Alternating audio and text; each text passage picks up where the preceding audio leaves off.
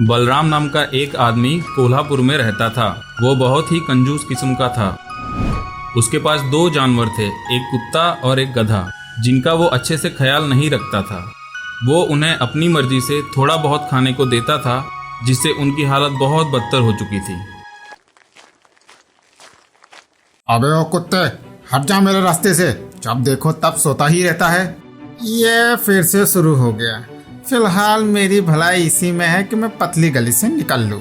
चुप चुप, चल भाग यहाँ से, वरना तुझे आज खाना नहीं मिलेगा। कुत्ता वहां से चला जाता है और गधे के पास जाकर बैठ जाता है।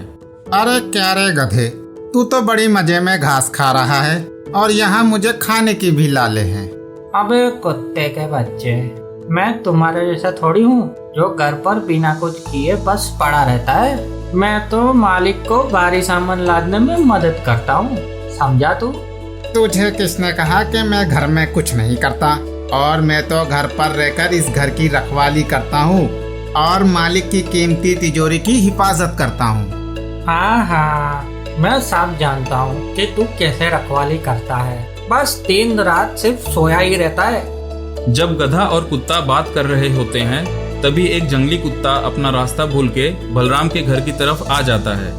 ये देखकर बलराम का कुत्ता उस जंगली कुत्ते पर भौंकने लगता है। बलराम बहुत थका हुआ होता है और वह सोने की कोशिश कर रहा होता है, लेकिन अपने कुत्ते की आवाज सुनकर उसकी नींद टूट जाती है, जिससे वह गुस्से से कुत्ते पर चिल्लाने लगता है। अबे ओ कुत्ते के पिल्ले, चुप हो जाओ वरना इतना मारूंगा कि भौंकने के लायक नहीं रहेगा। अब अगर तूने मुझे नींद से उठाया तो मुझसे बुरा कोई नहीं होगा। कुत्ता मायूस होकर बैठ जाता है और जंगली कुत्ता बलराम की आवाज सुनकर डरकर भाग जाता है। हाँ, हंस ले जितना हंसना है, मगर याद रखना कि हर कुत्ते का दिन आता है।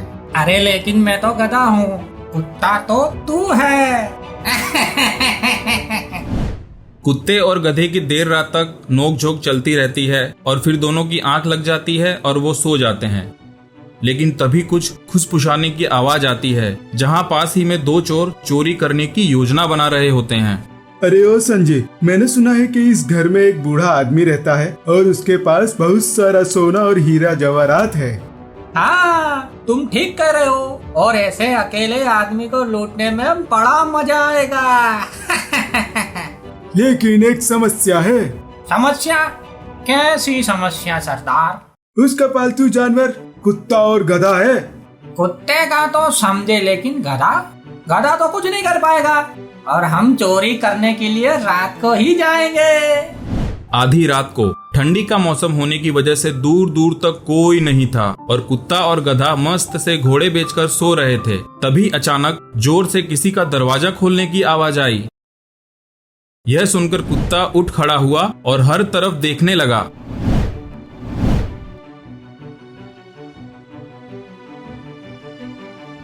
तभी गधा भी जाग गया। क्या तुमने भी कोई तेज आवाज सुनी? हाँ सुनी, और तुमसे भी पहले। इतना कहते ही कुत्ता वापस से बैठ गया और अपनी आंखें बंद करके सोने लगा। यह देखकर गधा बोला, ओए कुत्ते, तुम तो घर की रखवाली करने वाले कुत्ते हो और मालिक के घर की चौकीदारी भी करते हो। मुझे पक्का यकीन है घर में चोर घुस आए हैं। ये सुनकर कुत्ता वापस से उठा और अपनी आंखें खोलकर बोला, गधे, तू मुझे मत सिखा कि मुझे क्या करना है। मेरा काम मैं तुमसे बेहतर जानता हूँ। तुम्हारी भलाई इसी में है कि तू अपने काम से काम रख। कुत्ते की बात सुनकर गधे ने अपनी आंखें बंद कर ली और सोने का नाटक करने लगा। मेरी वफादारी दिखाने का इससे अच्छा मौका नहीं मिलेगा। कुछ ऐसा करता हूँ जिससे मालिक जाग जाए और चोर को पकड़ ले। गधा जोर जोर से रेंकने लगता है, जिसकी आवाज अंदर तक आती है और यह देखकर चोर घबरा जाते हैं। अरे ये आखिर गधा इतना चिल्ला क्यों रहा है, जबकि कुत्ता तो सो रहा है। मुझे तो ऐसा लग रहा है कि शायद उस गधे ने हमें अंदर जाते देख लिया है। फिलहाल हमारी भलाई इसी में है कि जो भी मिले बस उसे ही लेकर यहाँ से 9 तो 11 हो जाए। चोर सामान ले ही रहे थे, तभी गधा और जोर से रेंकने लगा, जिस वजह से चोर डर गए और उन्होंने भागने में ही अपनी चतुराई समझी। गधे की जोर जोर से रेंकने की आवाज से बलराम भी जाग गया और वो बाहर जाकर देखने लगा। अरे ये क्या, कुत्ता सो रहा है, फिर ये गधा इतना चिल्ला क्यों रहा है? गधा अपने मालिक को वफादारी की नजरों से देखता है, लेकिन बलराम की नींद खराब होने की वजह से वह अपने गधे पर चिल्लाने लगता है। गधे के बच्चे, क्यों चिल्ला रहा है? तेरी आवाज से मेरी नींद खराब हो गई। जा, अब तुझे ना तो खाना मिलेगा और ना ही रहने के लिए जगह। चल भाग यहाँ से, निकल। यह सब सुनकर गधे की आंखों में आंसू आ जाते हैं। बलराम वापस से सोने के लिए चला जाता है। तब कुत्ता खड़ा होता है और गधे से कहता है, लगता है अब तुझे समझ आ ही गया होगा। वफादारी लायक मालिक को देख के ही की जाती है। ऐसे मालिक वफादारी के लायक नहीं है।